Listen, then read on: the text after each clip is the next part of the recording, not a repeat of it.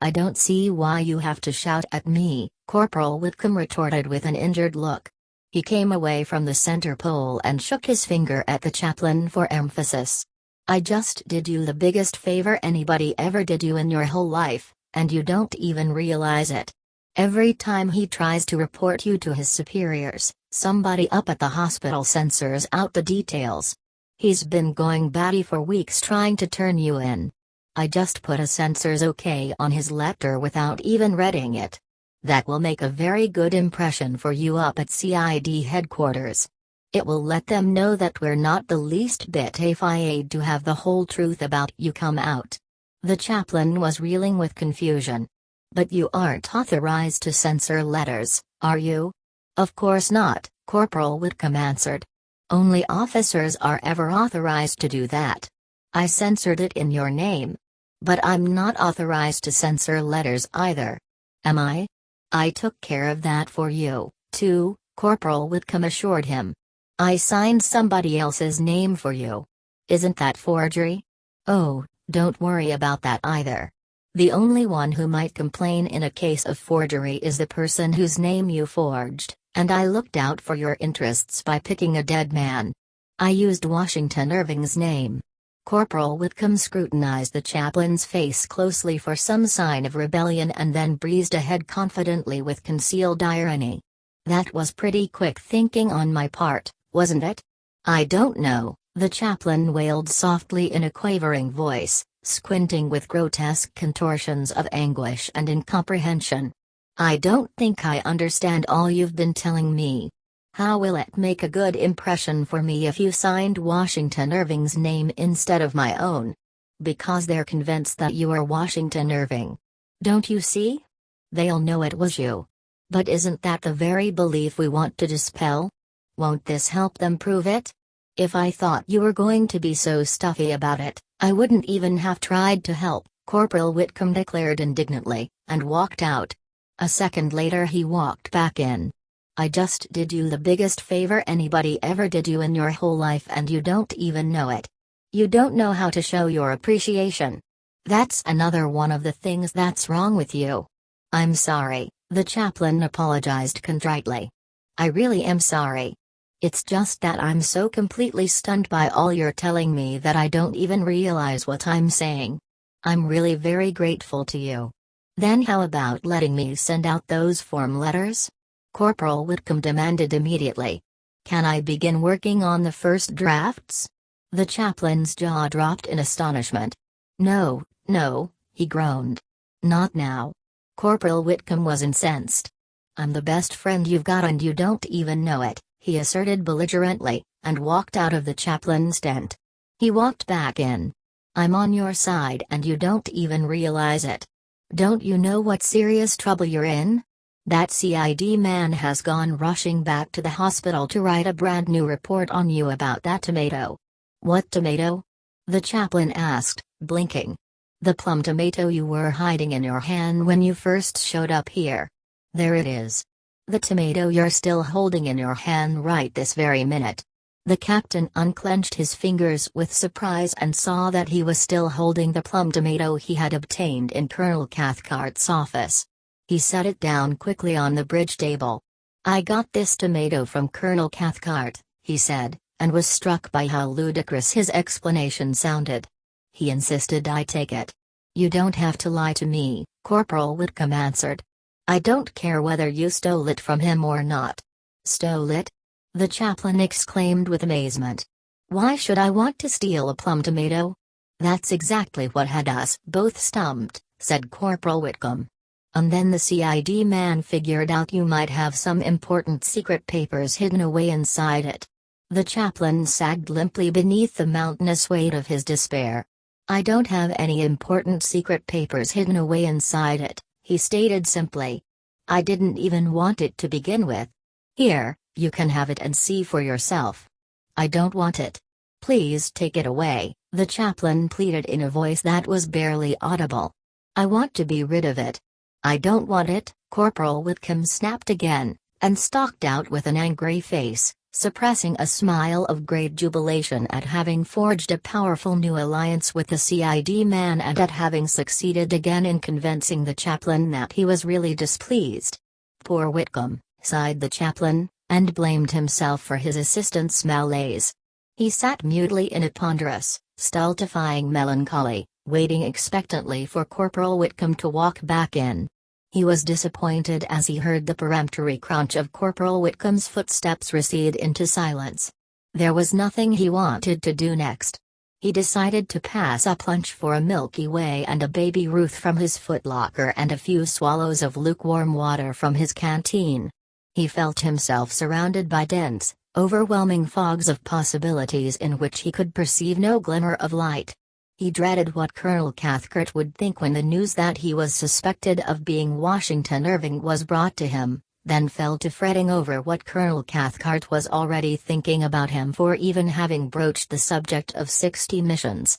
There was so much unhappiness in the world, he reflected, bowing his head dismally beneath the tragic thought, and there was nothing he could do about anybody's, least of all his own.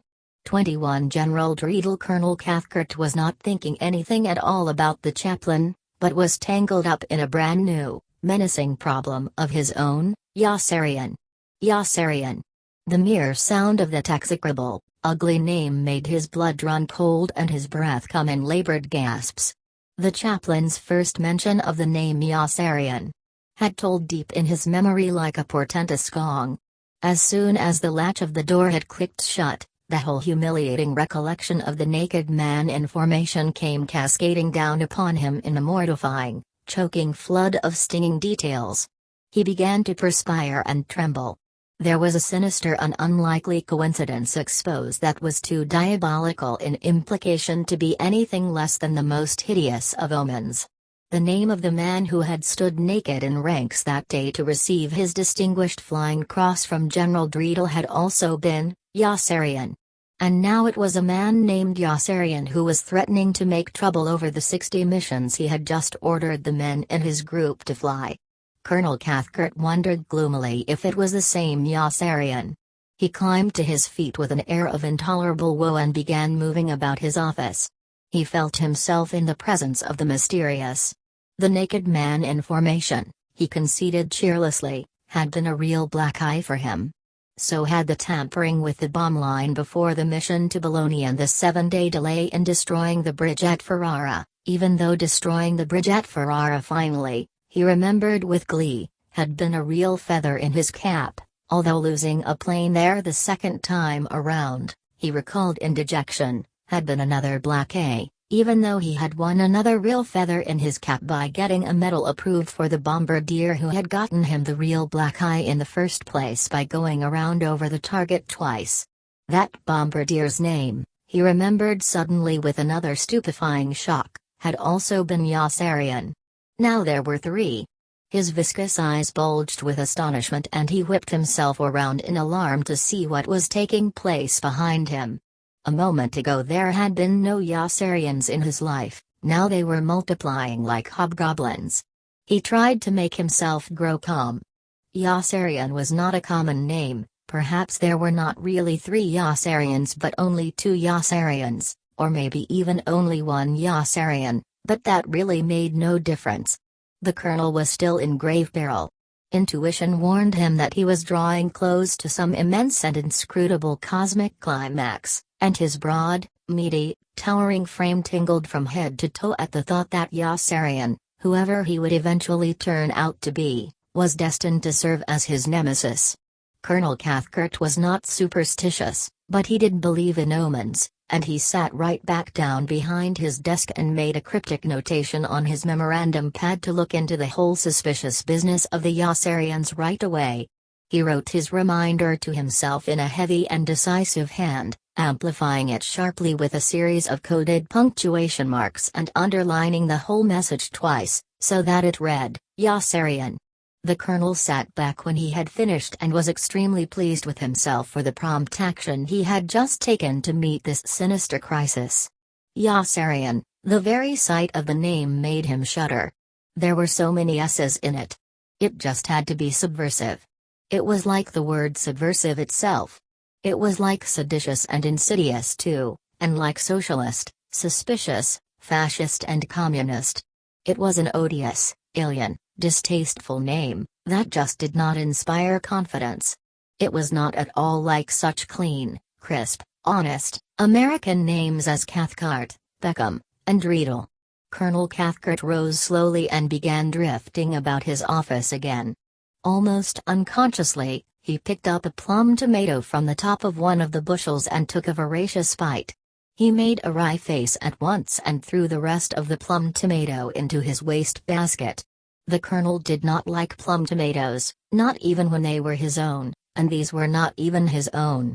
These had been purchased in different marketplaces all over Pianosa by Colonel Corn under various identities, moved up to the colonel's farmhouse in the hills in the dead of night, and transported down to group headquarters the next morning for sale to Milo, who paid Colonel Cathcart and Colonel Corn premium prices for them. Colonel Cathcart often wondered if what they were doing with the plum tomatoes was legal, but Colonel Corn said it was, and he tried not to brood about it too often. He had no way of knowing whether or not the house in the hills was legal, either, since Colonel Corn had made all the arrangements. Colonel Cathcart did not know if he owned the house or rented it, from whom he had acquired it or how much, if anything, it was costing. Colonel Corn was the lawyer, and if Colonel Corn assured him that fraud, extortion, currency manipulation, embezzlement, income tax evasion and black market speculations were legal, Colonel Cathcart was in no position to disagree with him. All Colonel Cathcart knew about his house in the hills was that he had such a house and hated it. He was never so bored as when spending there the 2 or 3 days every other week necessary to sustain the illusion that his damp and drafty stone farmhouse in the hills was a golden palace of carnal delights. Officers' clubs everywhere pulsated with blurred but knowing accounts of lavish, hushed-up drinking and sex orgies there and of secret, intimate nights of ecstasy with the most beautiful, the most tantalizing, the most readily aroused and most easily satisfied Italian courtesans, film actresses, models and countesses. No such private nights of ecstasy or hushed-up drinking and sex orgies ever occurred. They might have occurred if either General Driel or General Peckham had once evinced an interest in taking part in orgies with him, but neither ever did, and the colonel was certainly not going to waste his time and energy making love to beautiful women unless there was something in it for him. The colonel dreaded his dank lonely nights at his farmhouse and the dull, uneventful days. He had much more fun back at group, browbeating everyone he wasn't afraid of. However, as Colonel Corn kept reminding him, there was not much glamour in having a farmhouse in the hills if he never used it. He drove off to his farmhouse each time in a mood of self-pity. He carried a shotgun in his jeep and spent the monotonous hours there shooting it at birds and at the plum tomatoes that did grow there in untended rows and were too much trouble to harvest. Among those officers of inferior rank toward whom Colonel Cathcart still deemed it prudent to show respect, he included Major de Coverley, even though he did not want to and was not sure he even had to. Major de Coverley was as great a mystery to him as he was to Major and to everyone else who ever took notice of him. Colonel Cathcart had no idea whether to look up or look down in his attitude toward Major de Coverley. Major de Coverley was only a major, even though he was ages older than Colonel Cathcart. At the same time, so many other people treated Major de Coverley with such profound and fearful veneration that Colonel Cathcart had a hunch they might know something. Major de Coverley was an ominous, incomprehensible presence who kept him constantly on edge and of whom even Colonel Corn tended to be wary. Everyone was afraid of him, and no one knew why. No one even knew Major de Coverley's first name, because no one had ever had the temerity to ask him. Colonel Cathcart knew that Major de Coverley was away and he rejoiced in his absence until it occurred to him that Major de Coverley might be away somewhere conspiring against him, and then he wished that Major de Coverley were back in his squadron where he belonged so that he could be watched. In a little while Colonel Cathcart's arches began to ache from pacing back and forth so much. He sat down behind his desk again and resolved to embark upon a mature and systematic evaluation of the entire military situation. With the businesslike air of a man who knows how to get things done, he found a large white pad, drew a straight line down the middle and crossed it near the top, dividing the page into two blank columns of equal width. He rested a moment in critical rumination. Then he huddled over his desk, and at the head of the left column, in a cramped and finicky hand, he wrote, "Black eyes." At the top of the right column he wrote, "Feathers in my cap." He leaned back once more to inspect his chart admiringly from an objective perspective. After a few seconds of solemn deliberation, he licked the tip of his pencil carefully and wrote under "black eyes," after intent intervals, Ferrara Bologna, bomb line moved on map during, skeet range naked man information, after Avignon, then he added, food poisoning, during Bologna, and moaning, epidemic of during Avignon briefing, then he added, chaplain, hanging around officers' club every night. He decided to be charitable about the chaplain, even though he did not like him, and under feathers in my cap. He wrote, chaplain, hanging around officers' club every night. The two chaplain entries, therefore, neutralized each other. Alongside Ferrara and naked man information, after Avignon, he then wrote, Yassarian. Alongside Bologna, bomb line moved on map during, food poisoning, during Bologna, and moaning, epidemic of during Avignon briefing, he wrote in a bold, decisive hand. Those entries labeled ? Were the ones he wanted to investigate immediately to determine if Yassarian had played any part in them. Suddenly his arm began to shake, and he was unable to write any more. He rose to his feet in terror, feeling sticky and fat, and rushed to the open window to gulp in fresh air. His gaze fell on the skeet range, and he reeled away with a sharp cry of distress, his wild and feverish eyes scanning the walls of his office frantically as though they were swarming with Yassarians. Nobody loved him.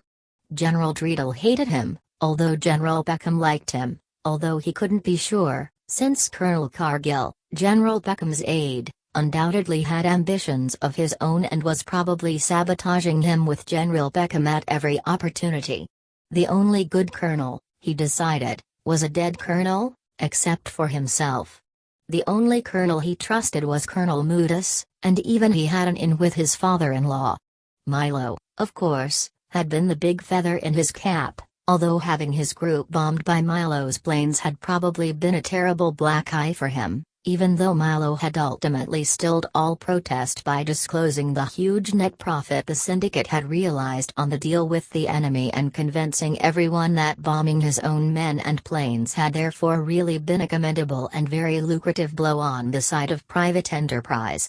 The colonel was insecure about Milo because other colonels were trying to lure him away. And Colonel Cathcart still had that lousy big chief white half-out in his group who that lousy, lazy Captain Black claimed was the one really responsible for the bomb lines being moved during the big siege of Bologna.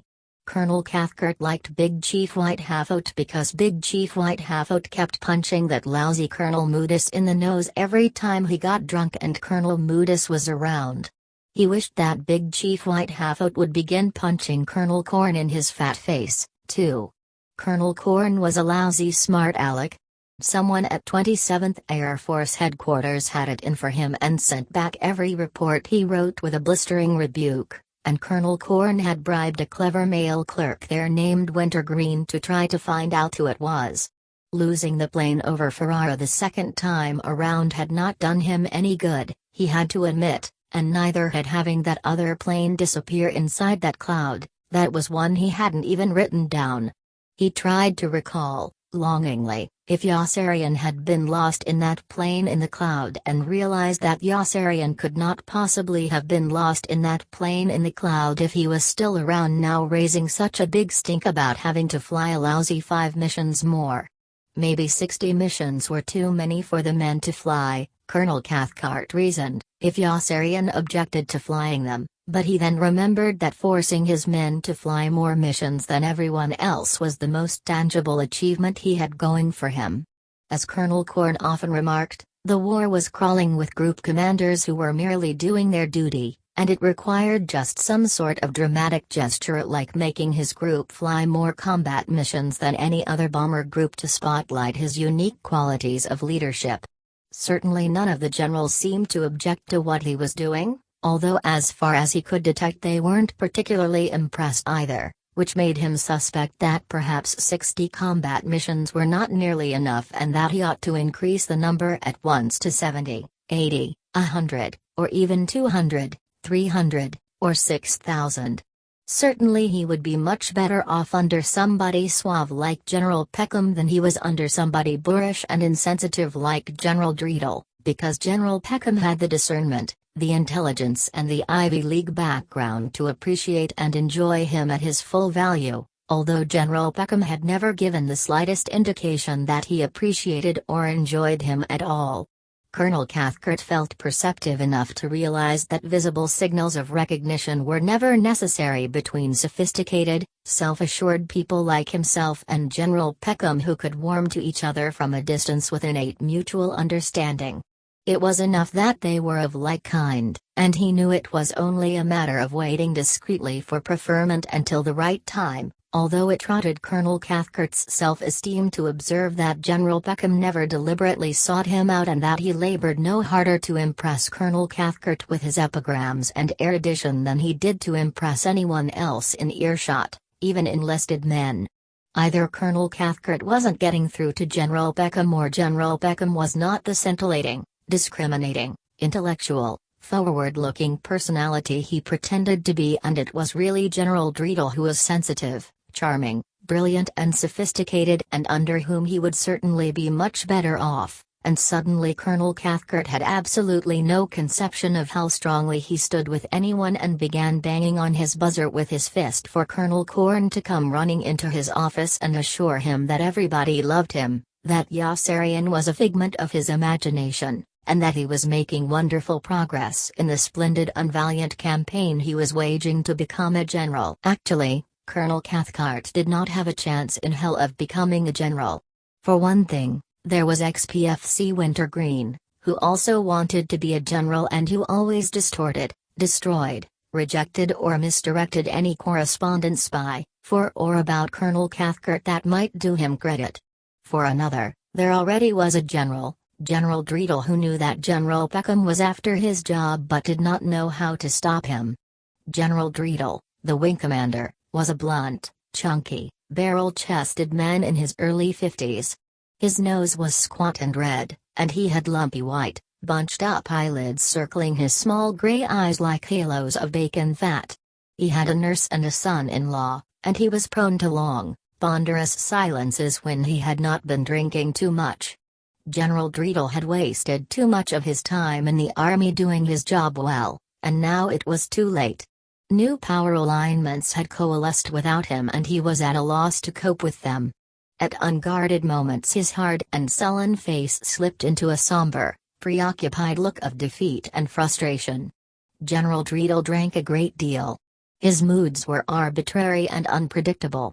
War is hell, he declared frequently, drunk or sober, and he really meant it, although that did not prevent him from making a good living out of it or from taking his son-in-law into the business with him, even though the two bickered constantly. That bastard, General Dreedle would complain about his son-in-law with a contemptuous grunt to anyone who happened to be standing beside him at the curve of the bar of the officers' club. Everything he's got he owes to me. I made him, that lousy son of a bitch. He hasn't got brains enough to get ahead on his own. He thinks he knows everything, Colonel Moodus would retort in a sulking tone to his own audience at the other end of the bar. He can't take criticism and he won't listen to advice. All he can do is give advice, General Dreedle would observe with a rasping snort. If it wasn't for me, he'd still be a corporal. General Dreedle was always accompanied by both Colonel Moodus and his nurse, who was as delectable a piece of ass as anyone who saw her had ever laid eyes on. General Dreedle's nurse was chubby, short and blonde. She had plump dimpled cheeks, happy blue eyes, and neat curly turned-up hair. She smiled at everyone and never spoke at all unless she was spoken to. Her bosom was lush and her complexion clear. She was irresistible, and men edged away from her carefully. She was succulent, sweet, docile and dumb, and she drove everyone crazy but General Dreedle. You should see her naked, General Dreedle chortled with groupie relish, while his nurse stood smiling proudly right at his shoulder. Back at Twink, she's got a uniform in my room made of purple silk that's so tight her nipples stand out like pink cherries. Milo got me the fabric. There isn't even room enough for panties or a brassiere underneath. I make her wear it some nights when Moodus is around just to drive him crazy. General Dreedle laughed hoarsely. You should see what goes on inside that blouse of hers every time she shifts her weight. She drives him out of his mind. The first time I catch him putting a hand on her or any other woman, I'll bust the horny bastard right down to private and put him on KP for a year. He keeps her around just to drive me crazy, Colonel Moodus accused aggrievedly at the other end of the bar.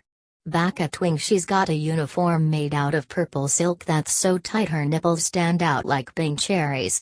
There isn't even room for panties or a brassiere underneath. You should hear that rustle every time she shifts her weight. The first time I make a pass at her or any other girl, he'll bust me right down to private and put me on KP for a year. She drives me out of my mind. He hasn't gotten laid since we shipped overseas, confided General Dreedle, and his square grizzled head bobbed with sadistic laughter at the fiendish idea. That's one of the reasons I never let him out of my sight, just so he can't get to a woman. Can you imagine what that poor son of a bitch is going through? I haven't been to bed with a woman since we shipped overseas, Colonel Moodus whimpered tearfully. Can you imagine what I'm going through? General Dreedle could be as intransigent with anyone else when displeased as he was with Colonel Moodus. He had no taste for sham, tact or pretension, and his credo as a professional soldier was unified and concise. He believed that the young men who took orders from him should be willing to give up their lives for the ideals, aspirations and idiosyncrasies of the old men he took orders from. The officers and enlisted men in his command had identity for him only as military quantities. All he asked was that they do their work. Beyond that, they were free to do whatever they pleased. They were free, as Colonel Cathcart was free, to force their men to fly 60 missions if they chose, and they were free, as Yossarian had been free, to stand in formation naked if they wanted to, although General Dreedle's granite jaw swung open at the sight and he went striding dictatorially right down the line to make certain that there really was a man wearing nothing but moccasins waiting at attention in ranks to receive a medal from him.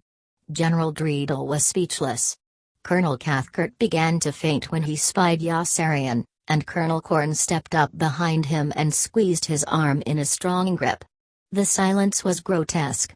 A steady warm wind flowed in from the beach, and an old cart filled with dirty straw rumbled into view on the main road, drawn by a black donkey and driven by a farmer in a flopping hat and faded brown work clothes who paid no attention to the formal military ceremony taking place in the small field on his right.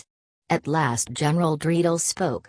"Get back in the car," he snapped over his shoulder to his nurse, who had followed him down the line.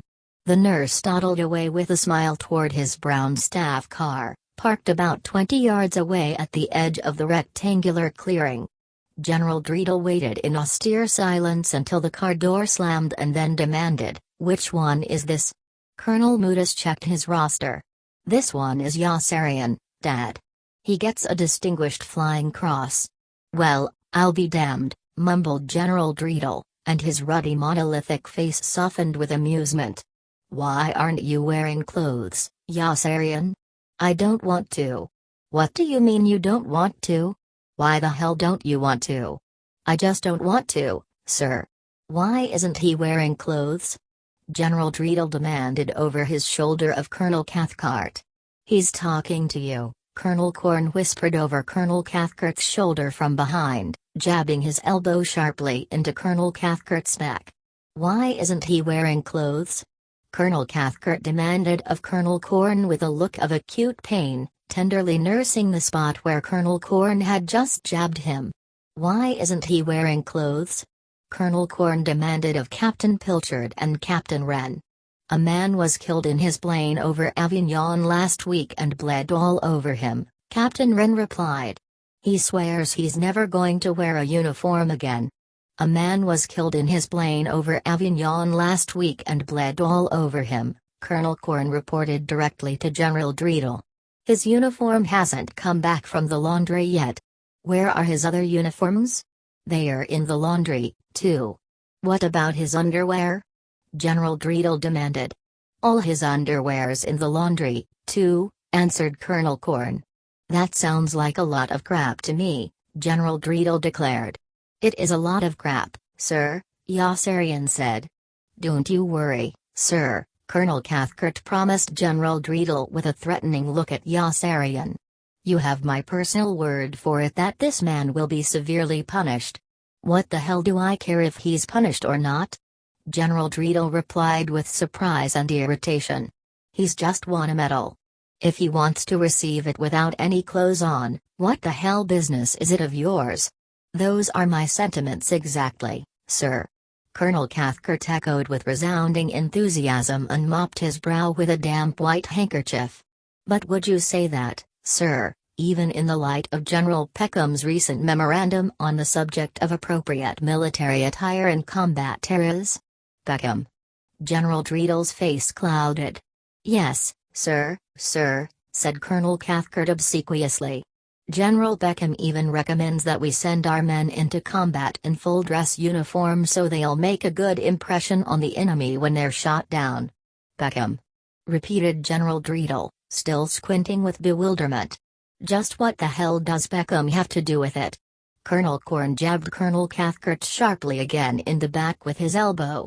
Absolutely nothing, sir. Colonel Cathcart responded sprucely, wincing in extreme pain and gingerly rubbing the spot where Colonel Corn had just jabbed him again.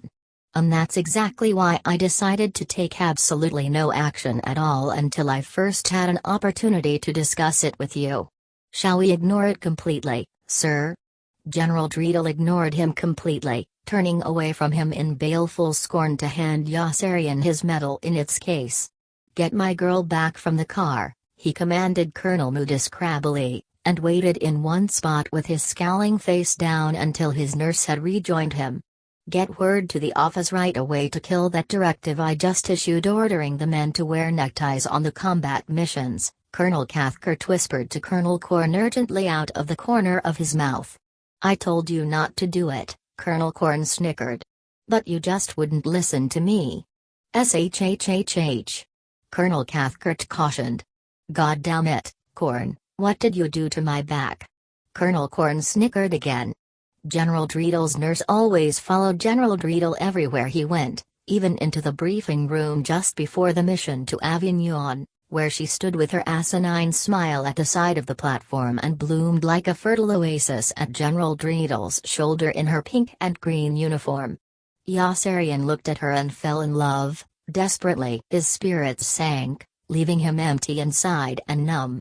He sat gazing in clammy want at her full red lips and dimpled cheeks as he listened to Major Danby describe in a monotonous, didactic male drone the heavy concentrations of flak awaiting them at Avignon, and he moaned in deep despair suddenly at the thought that he might never see again this lovely woman to whom he had never spoken a word and whom he now loved so pathetically.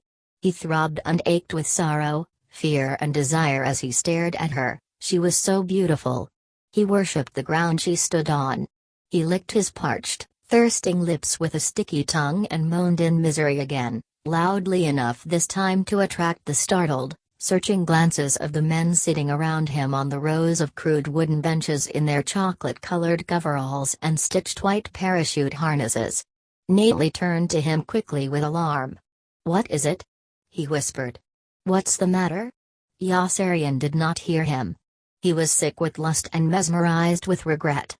General Dreedel's nurse was only a little chubby, and his senses were stuffed to congestion with the yellow radiance of her hair and the unfelt pressure of her soft short fingers, with the rounded, untasted wealth of her nubile breasts in her army pink shirt that was open wide at the throat and with the rolling, ripened, triangular confluences of her belly and thighs in her tight, slick forest green gabardine officer's pants.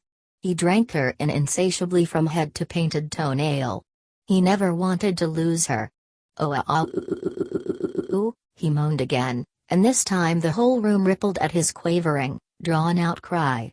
A wave of startled uneasiness broke over the officers on the dais, and even Major Danby, who had begun synchronizing the watches, was distracted momentarily as he counted out the seconds and almost had to begin again. Nately followed Yossarian's transfixed gaze down the long frame auditorium until he came to General Dreedle's nurse. He blanched with trepidation when he guessed what was troubling Yossarian. "Cut it out, will you?" Nately warned in a fierce whisper. Yossarian moaned a fourth time, this time loudly enough for everyone to hear him distinctly.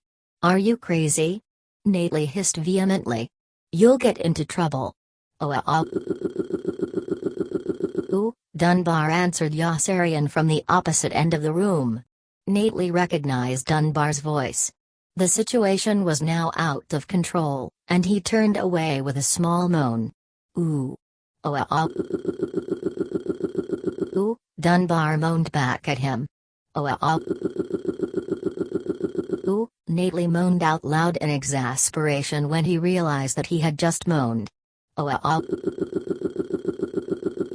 Dunbar moaned back at him again. Someone entirely new chimed in from another section of the room, and Nately's hair stood on end. Yossarian and Dunbar both replied while Nately cringed and hunted about futilely for some hole in which to hide and take Yossarian with him. A sprinkling of people were smothering laughter. An elfin impulse possessed Nately and he moaned intentionally the next time there was a lull. Another new voice answered. The flavor of disobedience was titillating, and Nately moaned deliberately again, the next time he could squeeze one in edgewise. Still another new voice echoed him. The room was boiling irrepressibly into bedlam. An eerie hubbub of voices was rising. Feet were scuffled, and things began to drop from people's fingers, pencils, computers, map cases, clattering steel flak helmets. A number of men who were not moaning were now giggling openly, and there was no telling how far the unorganized insurrection of moaning might have gone if General Dreedle himself had not come forward to quell it, stepping out determinedly in the center of the platform directly in front of Major Danby, who, with his earnest, persevering head down, was still concentrating on his wristwatch and saying, 25 seconds. 20. 15. General Dreedle's great, red domineering face was gnarled with perplexity and oaken with awesome resolution. "That will be all, men," he ordered tersely, his eyes glaring with disapproval and his square jaw firm, "and that's all there was. I run a fighting outfit," he told them sternly, when the room had grown absolutely quiet and the men on the benches were all cowering sheepishly, "there'll be no more moaning in this group as long as I'm in command. Is that clear?" It was clear to everybody but Major Danby, who was still concentrating on his wristwatch and counting down the seconds aloud. 4. 3. 2. 1. "Time!" called out Major Danby, and raised his eyes triumphantly to discover that no one had been listening to him and that he would have to begin all over again. "Oh," he moaned in frustration. "What was that?" roared General Dreedle incredulously, and whirled around in a murderous rage upon Major Danby, who staggered back in terrified confusion and began to quail and perspire. "Who is this man?" Major Danby, sir," Colonel Cathcart stammered. "My group operations officer." "Take him out and shoot him," ordered General Dreedle. "Sir? I said take him out and shoot him. Can't you hear?" "Yes, sir." Colonel Cathcart responded smartly, swallowing hard, and turned in a brisk manner to his chauffeur and his meteorologist. "Take Major Danby out and shoot him." "Sir?"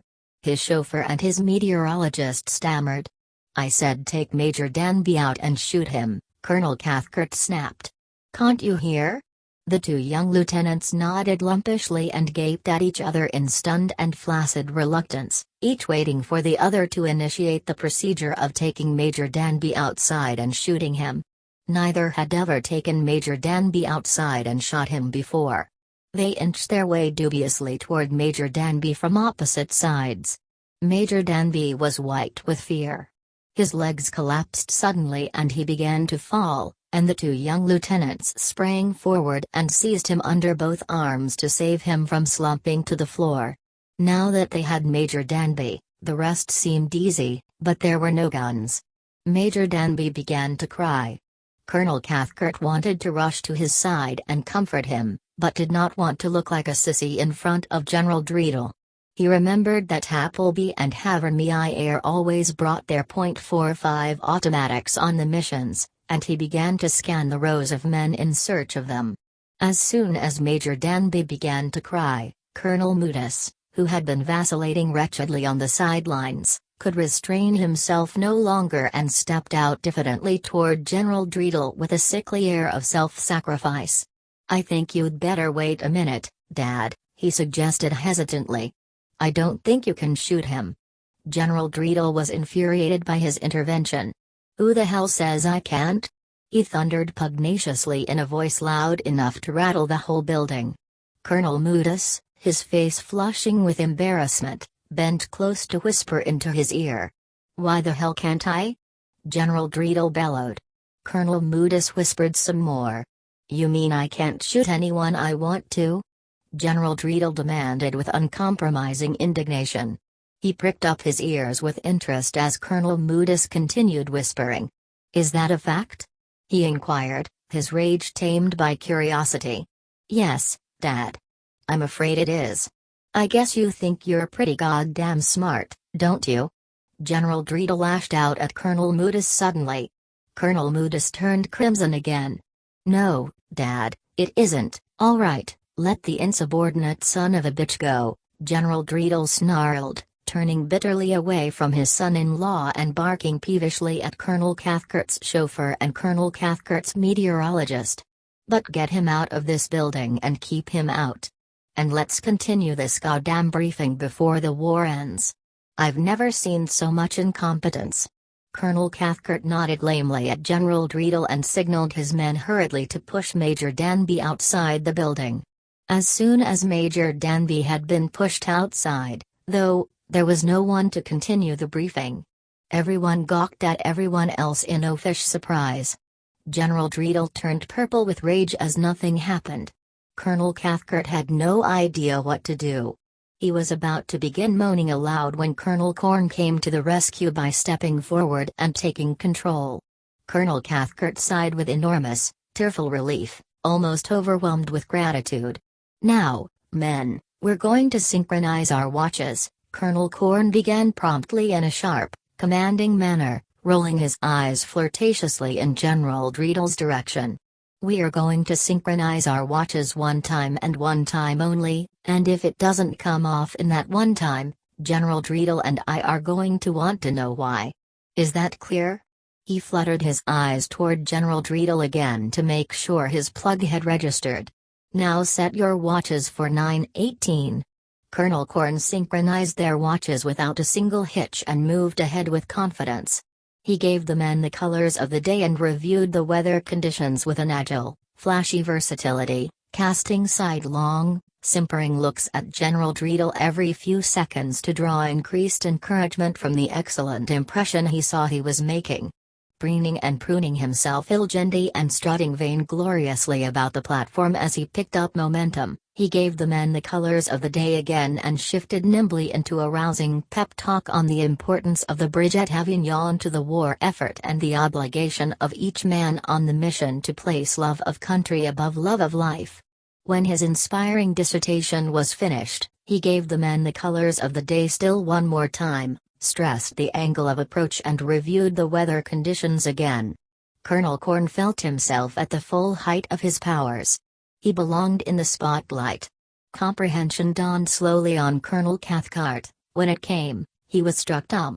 His face grew longer and longer as he enviously watched Colonel Corn's treachery continue, and he was almost afraid to listen when General Dreedel moved up beside him and, in a whisper blustery enough to be heard throughout the room, demanded, "Who is that man?" Colonel Cathcart answered with wan foreboding, and General Dreedle then cupped his hand over his mouth and whispered something that made Colonel Cathcart's face glow with immense joy.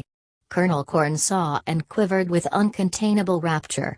Had he just been promoted in the field by General Dreedle to full colonel? He could not endure the suspense. With a masterful flourish, he brought the briefing to a close and turned expectantly to receive ardent congratulations from General Dreedle, who was already striding out of the building without a glance backward, trailing his nurse and Colonel Moodus behind him. Colonel Corn was stunned by this disappointing sight, but only for an instant.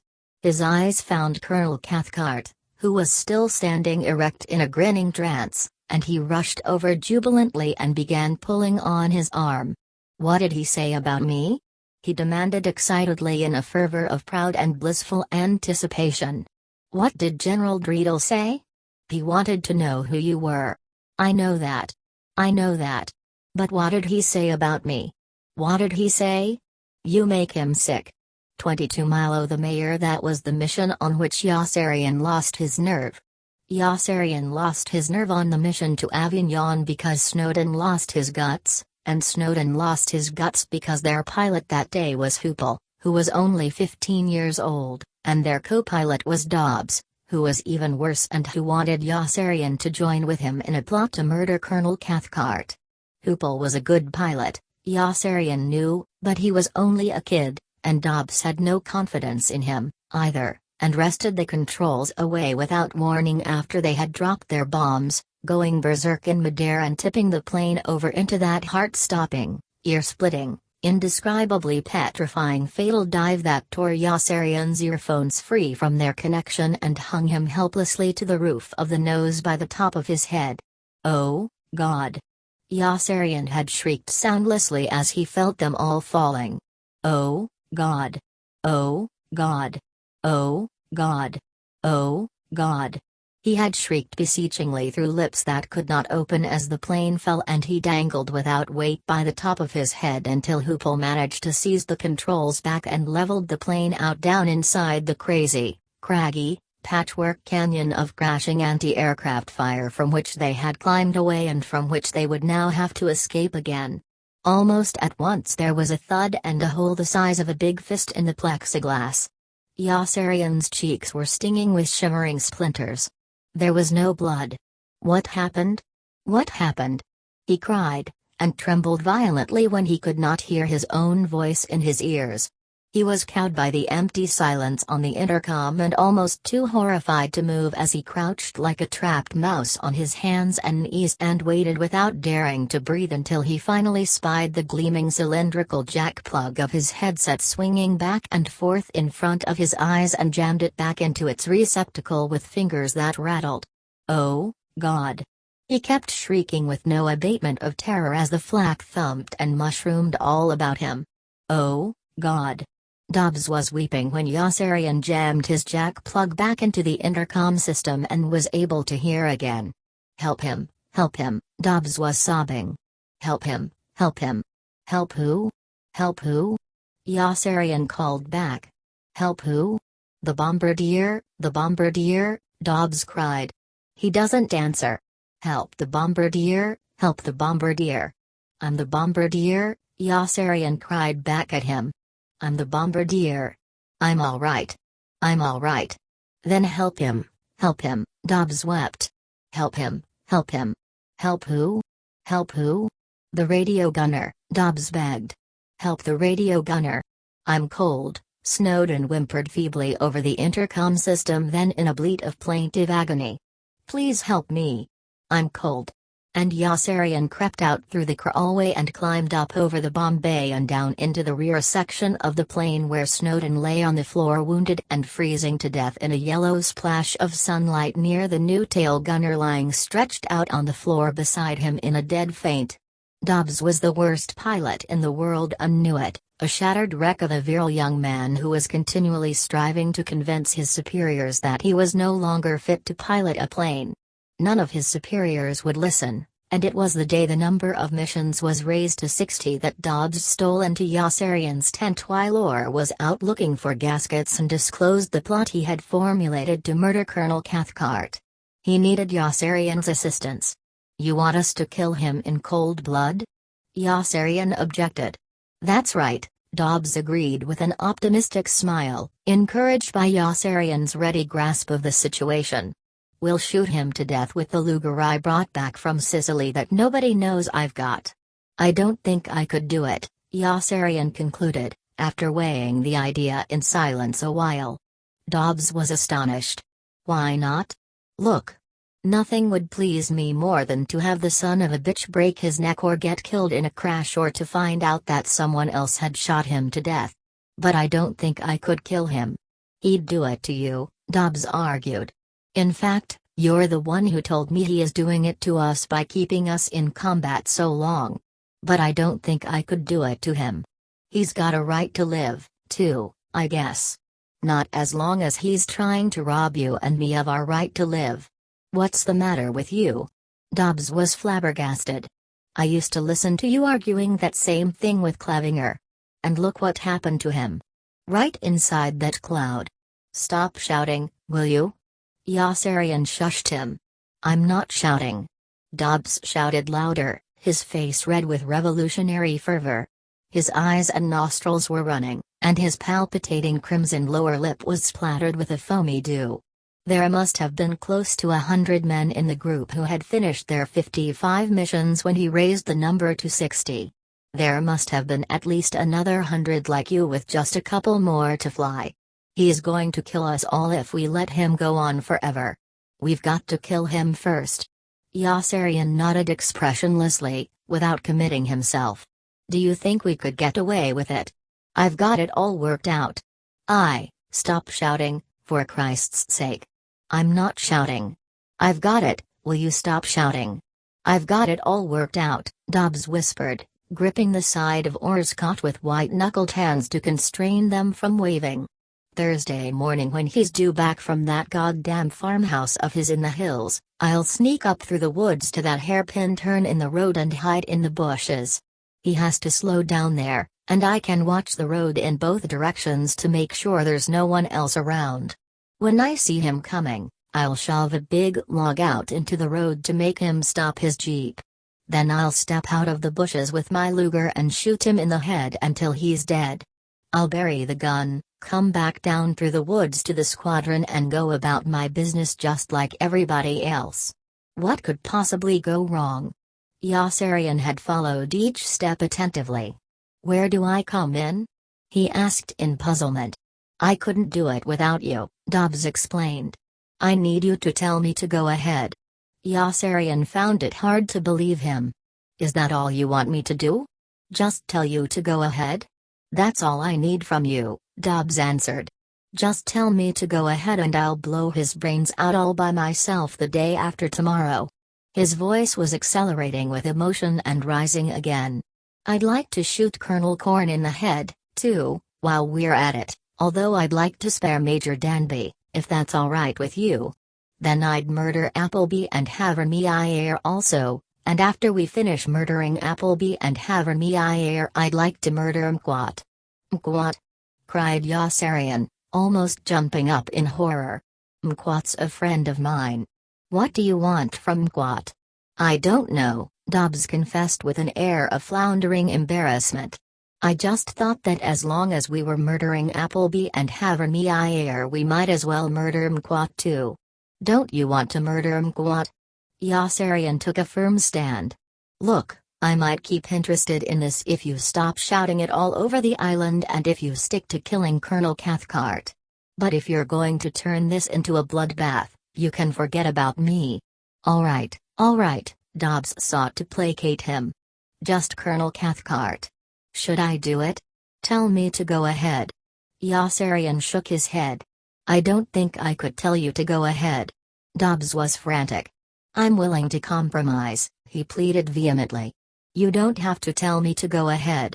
Just tell me it's a good idea. Okay? Is it a good idea? Yossarian still shook his head. It would have been a great idea if you had gone ahead and done it without even speaking to me. Now it's too late. I don't think I can tell you anything. Give me some more time. I might change my mind. Then it will be too late, Yossarian kept shaking his head. Dobbs was disappointed. He sat for a moment with a hangdog look, then spurted to his feet suddenly and stamped away to have another impetuous crack at persuading Doc Danica to ground him, knocking over Yossarian's washstand with his hip when he lurched around and tripping over the fuel line of the stove Orr was still constructing. Doc Danica withstood Dobbs's blustering and gesticulating attack with a series of impatient nods and sent him to the medical tent to describe his symptoms to Gus and Wes, who painted his gums purple with gentian violet solution the moment he started to talk. They painted his toes purple, too, and forced a laxative down his throat when he opened his mouth again to complain, and then they sent him away. Dobbs was in even worse shape than Hungry Joe, who could at least fly missions when he was not having nightmares. Dobbs was almost as bad as Orr, who seemed happy as an undersized, grinning lark with his deranged and galvanic giggle and shivering warped buck teeth, and who was sent along for a rest leave with Milo and Yossarian on the trip to Cairo for eggs when Milo bought cotton instead and took off at dawn for Istanbul with his plane packed to the gun turrets with exotic spiders and unripened red bananas. Orr was one of the homeliest freaks Yossarian had ever encountered, and one of the most attractive. He had a raw bulgy face, with hazel eyes squeezing from their sockets like matching brown halves of marbles and thick, wavy purity-colored hair sloping up to a peak on the top of his head like a pomaded pup tent. Orr was knocked down into the water or had an engine shot out almost every time he went up, and he began jerking on Yossarian's arm like a wild man after they had taken off for Naples and come down in Sicily to find the scheming, cigar-smoking, 10-year-old pimp with the two 12-year-old virgin sisters waiting for them in town in front of the hotel in which there was room for only Milo. Yossarian pulled back from more adamantly, gazing with some concern and bewilderment at Mount Etna instead of Mount Vesuvius and wondering what they were doing in Sicily instead of Naples as Orr kept entreating him in a tittering, stuttering, concupiscent turmoil to go along with him behind the scheming 10-year-old pimp to his two 12-year-old virgin sisters who were not really virgins and not really sisters and who were really only 28. Go with him, Milo instructed Yossarian laconically. Remember your mission. All right, Yossarian yielded with a sigh, remembering his mission. But at least let me try to find a hotel room first so I can get a good night's sleep afterward. You'll get a good night's sleep with the girls, Milo replied with the same air of intrigue. Remember your mission. But they got no sleep at all, for Yossarian and Orr found themselves jammed into the same double bed with the two 12-year-old 28-year-old prostitutes, who turned out to be oily and obese and who kept waking them up all night long to ask them to switch partners.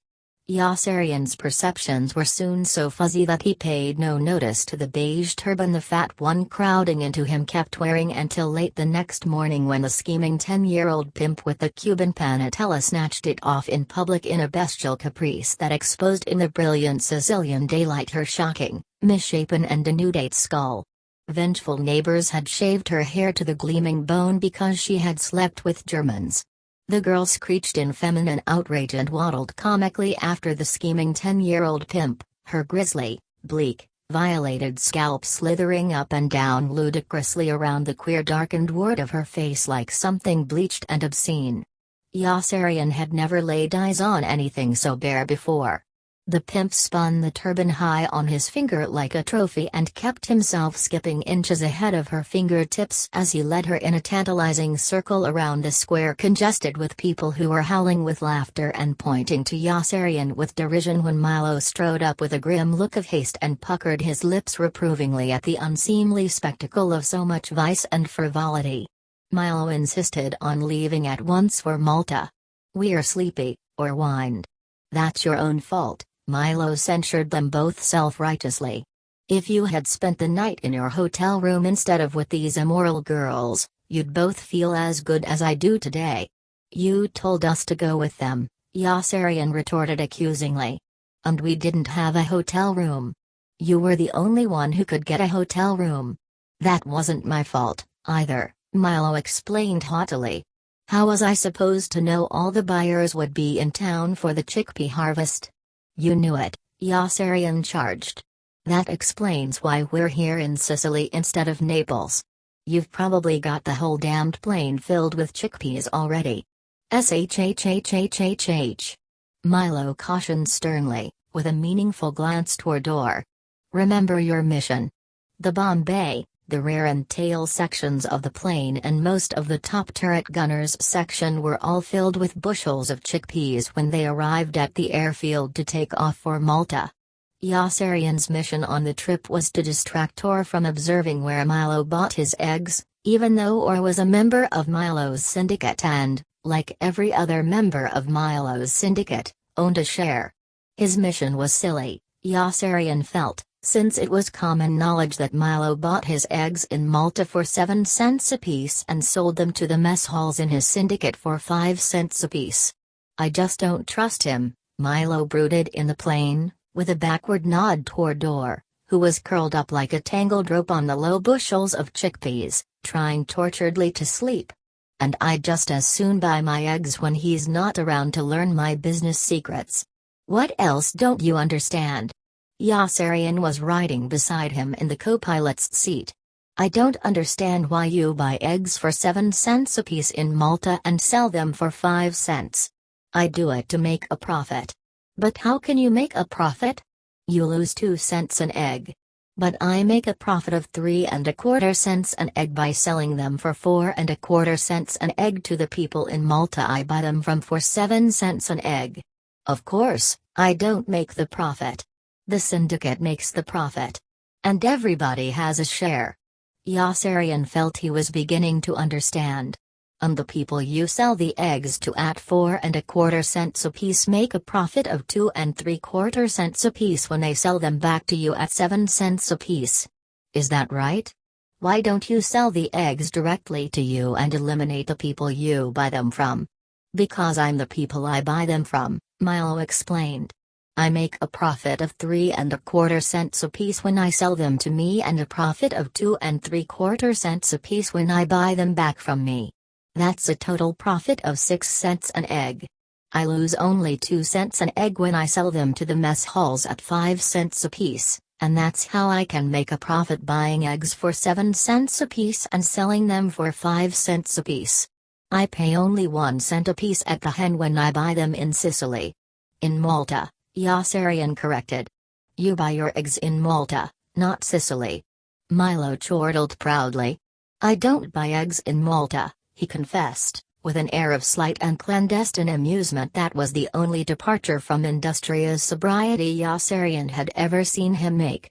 I buy them in Sicily for 1 cent apiece and transfer them to Malta secretly at 4½ cents apiece in order to get the price of eggs up to 7 cents apiece when people come to Malta looking for them. Why do people come to Malta for eggs when they're so expensive there?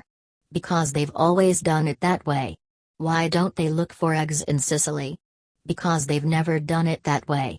Now I really don't understand. Why don't you sell your mess halls the eggs for 7 cents apiece instead of for 5 cents apiece? Because my mess halls would have no need for me then. Anyone can buy 7 cents apiece eggs for 7 cents apiece.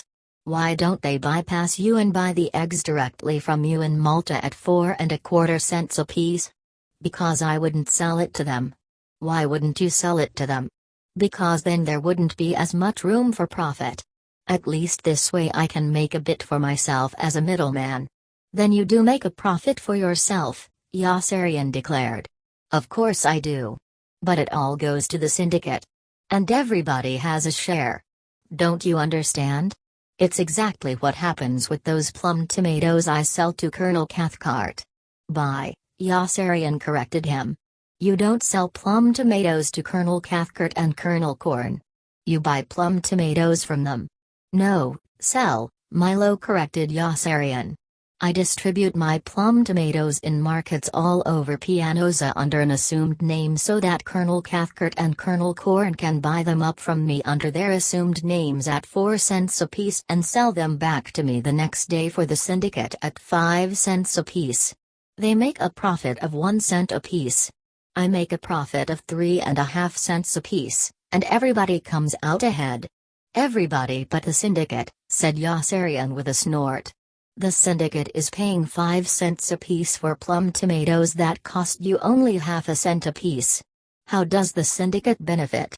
The syndicate benefits when I benefit, Milo explained, because everybody has a share. And the syndicate gets Colonel Cathcart's and Colonel Corn's support so that they'll let me go out on trips like this one. You'll see how much profit that can mean in about 15 minutes when we land in Palermo. Malta, Yossarian corrected him. We're flying to Malta now, not Palermo. No, we're flying to Palermo, Milo answered. There's an Endive exporter in Palermo I have to see for a minute about a shipment of mushrooms to burn that were damaged by mold. Milo, how do you do it? Yossarian inquired with laughing amazement and admiration. You fill out a flight plan for one place and then you go to another. Don't the people in the control towers ever raise hell? They all belong to the syndicate, Milo said. And they know that what's good for the syndicate is good for the country, because that's what makes Sammy run. The men in the control towers have a share, too, and that's why they always have to do whatever they can to help the syndicate. Do I have a share? Everybody has a share. Does Orr have a share? Everybody has a share. And Hungry Joe? He has a share, too? Everybody has a share. Well, I'll be damned, mused Yossarian, deeply impressed with the idea of a share for the very first time. Milo turned toward him with a faint glimmer of mischief. I have a surefire plan for cheating the federal government out of $6,000. We can make $3,000 apiece without any risk to either of us. Are you interested? No. Milo looked at Yossarian with profound emotion. That's what I like about you, he exclaimed. You are honest. You're the only one I know that I can really trust. That's why I wish you'd try to be of more help to me. I really was disappointed when you ran off with those 2 tramps in Catania yesterday. Yossarian stared at Milo in quizzical disbelief. Milo, you told me to go with them. Don't you remember? That wasn't my fault, Milo answered with dignity. I had to get rid of Orr some way once we reached town. It will be a lot different in Palermo. When we land in Palermo, I want you and Orr to leave with the girls right from the airport. With what girls? I radioed ahead and made arrangements with a 4-year-old pimp to supply you and Orr with 2 8-year-old virgins who are half Spanish. He'll be waiting at the airport in a limousine. Go right in as soon as you step out of the plane. Nothing doing, said Yossarian, shaking his head. The only place I'm going is to sleep. Milo turned livid with indignation, his slim long nose flickering spasmodically between his black eyebrows and his unbalanced orange-brown mustache like the pale, thin flame of a single candle.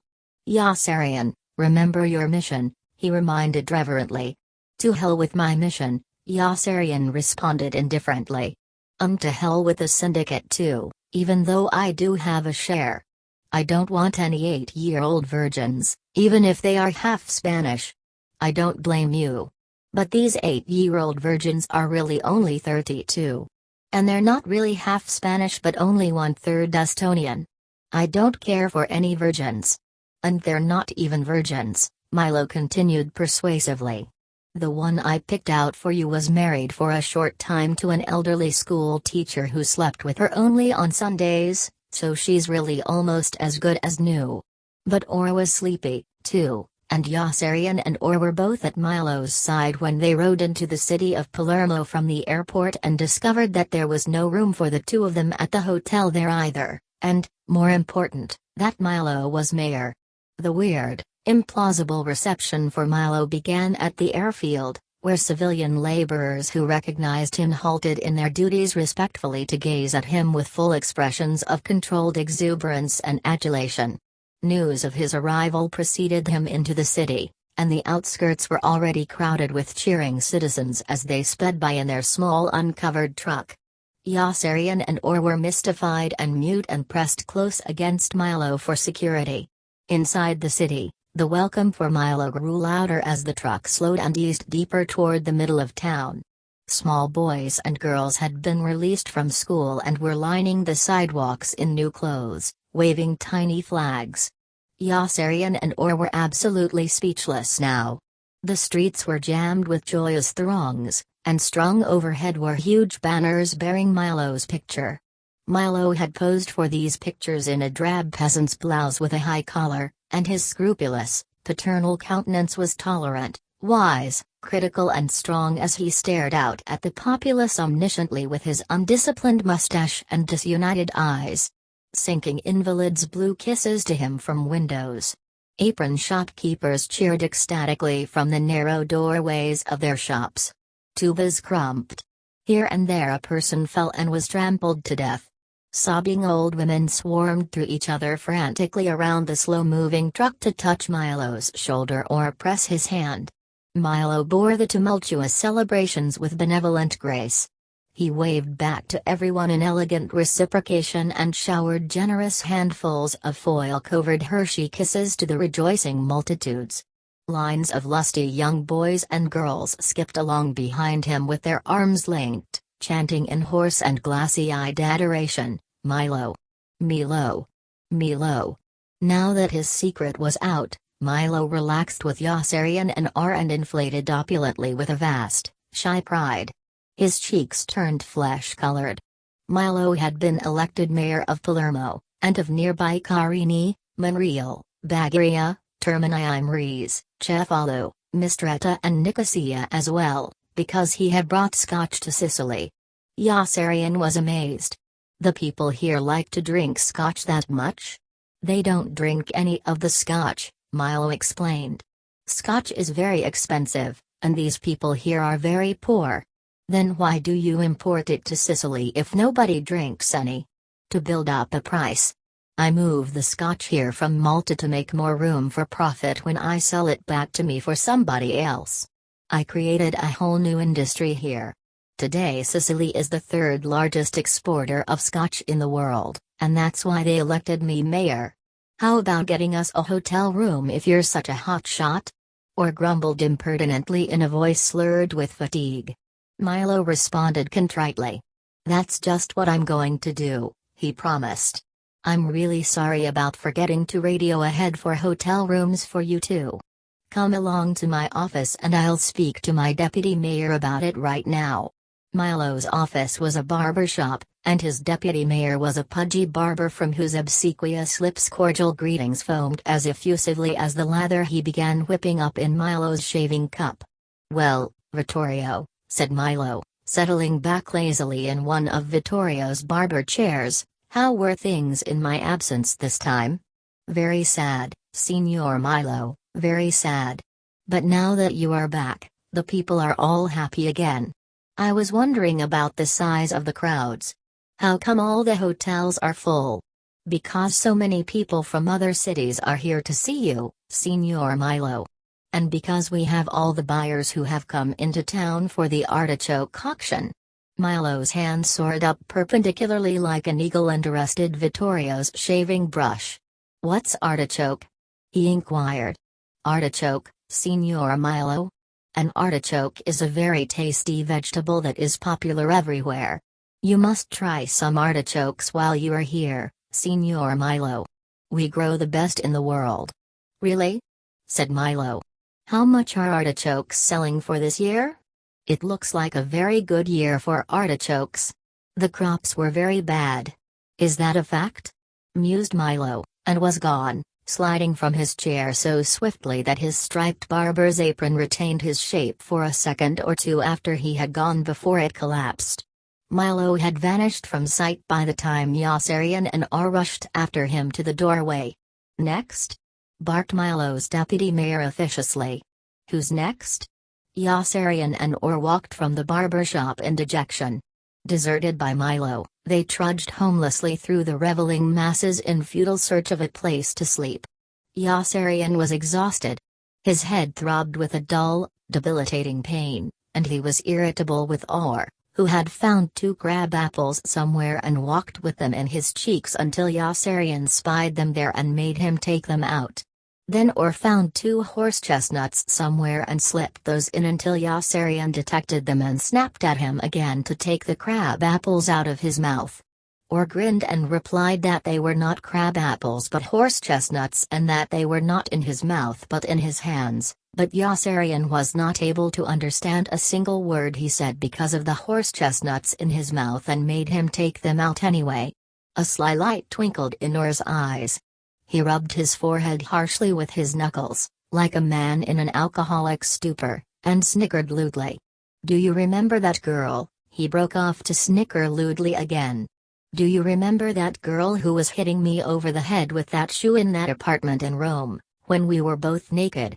he asked with a look of cunning expectation. He waited until Yossarian nodded cautiously. "If you let me put the chestnuts back in my mouth, I'll tell you why she was hitting me. Is that a deal?" Yossarian nodded, and Or told him the whole fantastic story of why the naked girl in Nately's whore's apartment was hitting him over the head with her shoe, but Yossarian was not able to understand a single word because the horse chestnuts were back in his mouth. Yossarian roared with exasperated laughter at the trick, but in the end there was nothing for them to do when night fell but eat a damp dinner in a dirty restaurant and hitch a ride back to the airfield, where they slept on the chill metal floor of the plane and turned and tossed in groaning torment until the truck drivers blasted up less than 2 hours later with their crates of artichokes and chased them out onto the ground while they filled up the plane. A heavy rain began falling.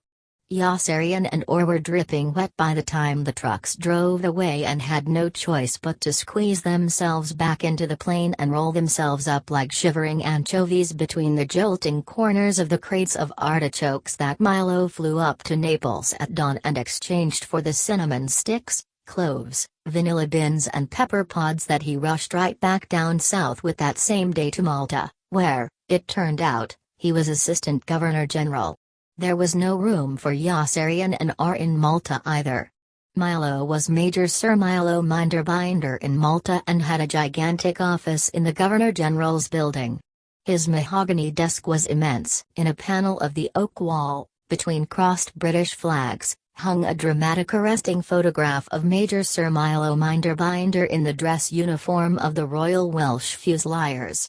His mustache in the photograph was clipped and narrow, his chin was chiseled, and his eyes were sharp as thorns. Milo had been knighted, commissioned a major in the Royal Welsh Fusiliers and named Assistant Governor-General of Malta because he had brought the egg trade there.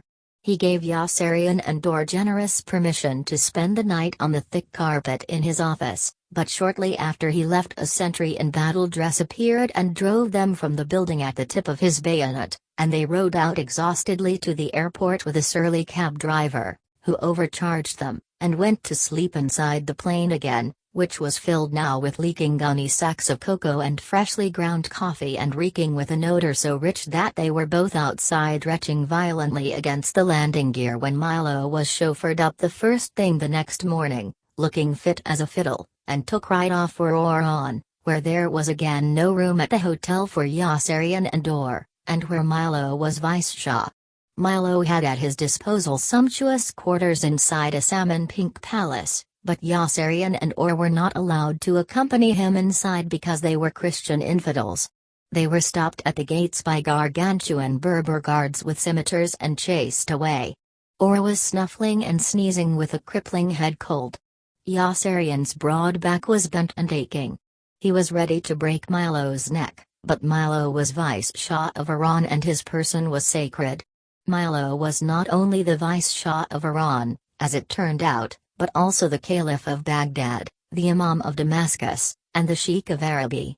Milo was the corn god, the rain god and the rice god in backward regions where such crude gods were still worshipped by ignorant and superstitious people, and deep inside the jungles of Africa, he intimated with becoming modesty, large graven images of his mustached face could be found overlooking primitive stone altars red with human blood.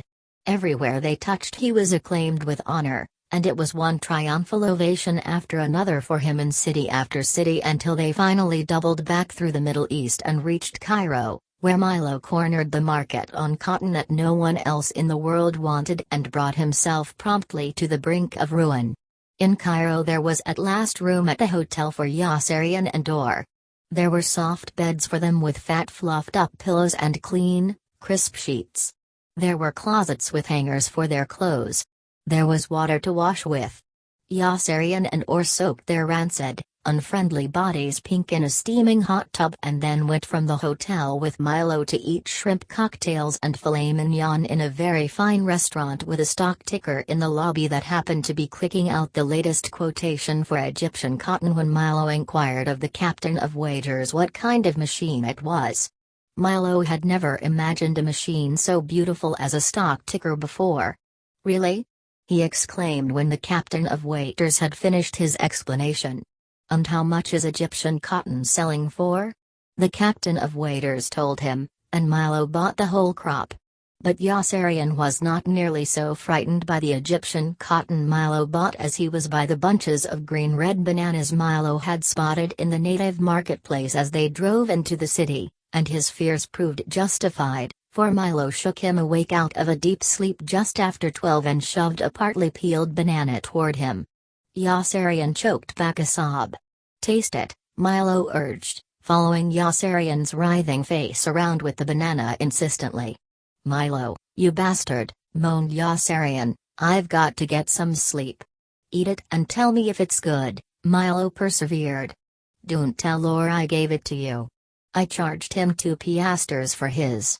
Yossarian ate the banana submissively and closed his eyes after telling Milo it was good, but Milo shook him awake again and instructed him to get dressed as quickly as he could, because they were leaving at once for Pianosa. "You and R have to load the bananas into the plane right away," he explained. "The man said to watch out for spiders while you're handling the bunches." "Milo, can't we wait until morning?" Yossarian pleaded. "I've got to get some sleep." "They are ripening very quickly," answered Milo, "and we don't have a minute to lose. Just think how happy the men back at the squadron will be when they get these bananas." But the men back at the squadron never even saw any of the bananas, for it was a seller's market for bananas in Istanbul and a buyer's market in Beirut for the caraway seeds Milo rushed with to Benghazi after selling the bananas. And when they raced back into Pianosa breathlessly 6 days later at the conclusion of Or's rest leave, it was with a load of best white eggs from Sicily that Milo said were from Egypt and sold to his mess halls for only 4 cents apiece so that all the commanding officers in his syndicate would implore him to speed right back to Cairo for more bunches of green-red bananas to sell in Turkey for the caraway seeds in demand in Benghazi. And everybody had a share. 23 Nately's old man, the only one back in the squadron who didn't see any of Milo's red bananas, was Arfi, who picked up 2 from an influential fraternity brother of his in the quartermaster corps when the bananas ripened and began streaming into Italy through normal black market channels, and who was in the officer's apartment with Yossarian the evening Nately finally found his whore again after so many fruitless weeks of mournful searching, and lured her back to the apartment with 2 girlfriends by promising them $30 each. "$30 each?" remarked Arfi slowly, poking and patting each of the 3 strapping girls skeptically with the air of a grudging connoisseur. $30 is a lot of money for pieces like these. Besides, I never paid for it in my life. "I'm not asking you to pay for it," Nately assured him quickly. "I'll pay for them all. I just want you guys to take the other 2. Won't you help me out?" Arfi smirked complacently and shook his soft round head. "Nobody has to pay for it for good old Arfi. I can get all I want any time I want it. I'm just not in the mood right now. Why don't you just pay all 3 and send the other 2 away?" Yossarian suggested. "Because then mine will be angry with me for making her work for her money," Nately replied with an anxious look at his girl, who was glowering at him restlessly and starting to mutter. "She says that if I really like her I'd send her away and go to bed with one of the others." "I have a better idea," boasted Arfi. "Why don't we keep the 3 of them here until after the curfew and then threaten to push them out into the street to be arrested unless they give us all their money? We can even threaten to push them out the window." "Arfi." Nately was aghast. "I was only trying to help," said Arfi sheepishly. Arfi was always trying to help Nately because Nately's father was rich and prominent and in an excellent position to help Arfi after the war. "Gee whiz, He defended himself querulously. Back in school we were always doing things like that. I remember one day we tricked these two dumb high school girls from town into the fraternity house and made them put out for all the fellows there who wanted them by threatening to call up their parents and say they were putting out for us. We kept them trapped in bed there for more than 10 hours. We even smacked their faces a little when they started to complain. Then we took away their nickels and dimes and chewing gum and threw them out. Boy, we used to have fun in that fraternity house, he recalled peacefully, his corpulent cheeks aglow with the jovial, rubicund warmth of nostalgic recollection. We used to ostracize everyone, even each other. But Arfie was no help to Nately now, as the girl Nately had fallen so deeply in love with began swearing at him sullenly with rising, menacing resentment. Luckily, Hungry Joe burst in just then, and everything was all right again, except that Dunbar staggered in drunk a minute later and began embracing one of the other giggling girls at once. Now there were 4 men and 3 girls, and the 7 of them left Arfie in the apartment and climbed into a horse-drawn cab, which remained at the curb at a dead halt while the girls demanded their money in advance. Nately gave them $90 with a gallant flourish, after borrowing $20 from Yossarian, $35 from Dunbar and $17 from Hungry Joe. The girls grew friendlier then and called an address to the driver, who drove them at a clopping pace halfway across the city into a section they had never visited before and stopped in front of an old, tall building on a dark street. The girls led them up 4 steep, very long flights of creaking wooden stairs and guided them through a doorway into their own wonderful and resplendent tenement apartment, which burgeoned miraculously with an infinite and proliferating flow of supple young naked girls and contained the evil and debauched ugly old man who irritated Nately constantly with his caustic laughter and the clucking, proper old woman in the ash-gray woolen sweater who disapproved of everything immoral that occurred there and tried her best to tidy up. The amazing place was a fertile, seething cornucopia of female nipples and navels. At first, there were just their own 3 girls, in the dimly lit, drab-brown sitting room that stood at the juncture of 3 murky hallways leading in separate directions to the distant recesses of the strange and marvelous bordello. The girls disrobed at once, pausing in different stages to point proudly to their garish underthings and bantering all the while with the gaunt and dissipated old man with the shabby long white hair and slovenly white unbuttoned shirt who sat cackling lasciviously in a musty blue armchair almost in the exact center of the room and bade Nately and his companions welcome with a mirthful and sardonic formality. Then the old woman trudged out to get a girl for Hungry Joe, dipping her captious head sadly, and returned with 2 big-bosomed beauties, one already undressed and the other in only a transparent pink half-slip that she wiggled out of while sitting down. 3 more naked girls sauntered in from a different direction and remained to chat, then 2 others. 4 more girls passed through the room in an indolent group, engrossed in conversation. 3 were barefoot and 1 wobbled perilously on a pair of unbuckled silver dancing shoes that did not seem to be her own. 1 more girl appeared wearing only panties and sat down, bringing the total congregating there in just a few minutes to 11, all but 1 of them completely unclothed. There was bare flesh lounging everywhere, most of it plump, and Hungry Joe began to die. He stood stock still in rigid, cataleptic astonishment while the girls ambled in and made themselves comfortable. Then he let out a piercing shriek suddenly and bolted toward the door in a headlong dash back toward the enlisted man's apartment for his camera, only to be halted in his tracks with another frantic shriek by the dreadful, freezing premonition that this whole lovely, lurid, rich and colorful pagan paradise would be snatched away from him irredeemably if he were to let it out of his sight for even an instant. He stopped in the doorway and sputtered, the wiry veins and tendons in his face and neck pulsating violently. The old man watched him with victorious merriment, sitting in his musty blue armchair like some satanic and hedonistic deity on a throne, a stolen U.S. Army blanket wrapped around his spindly legs to ward off a chill. He laughed quietly, his sunken, shrewd eyes sparkling perceptively with a cynical and wanton enjoyment. He had been drinking. Nately reacted on sight with bristling enmity to this wicked, depraved and unpatriotic old man who was old enough to remind him of his father and who made disparaging jokes about America. America, he said, will lose the war. And Italy will win it. America is the strongest and most prosperous nation on earth, Nately informed him with lofty fervor and dignity. And the American fighting man is second to none. Exactly, agreed the old man pleasantly, with a hint of taunting amusement. Italy, on the other hand, is one of the least prosperous nations on earth. And the Italian fighting man is probably second to all. And that's exactly why my country is doing so well in this war while your country is doing so poorly. Nately guffawed with surprise, then blushed apologetically for his impoliteness. I'm sorry I laughed at you, he said sincerely, and he continued in a tone of respectful condescension. But Italy was occupied by the Germans and is now being occupied by us. You don't call that doing very well, do you?